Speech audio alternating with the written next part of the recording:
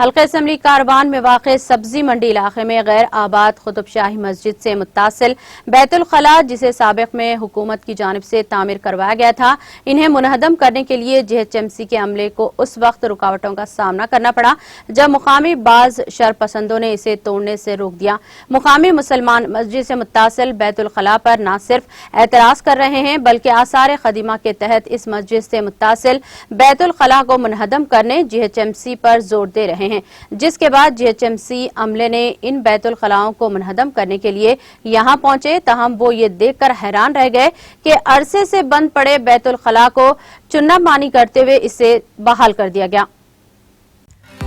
ناظرین، ہمارے TTV news کو سبسکرائب کریں، بیل آئیکن کو پریس کریں، شیئر کریں اور لائک کرنا نہ بھولیں، اور کسی بھی ایڈورٹائزمنٹ کے لیے ہمارے اس نمبر پر کانٹیکٹ کریں۔ ہمارا نمبر ہے 9550102020 پر۔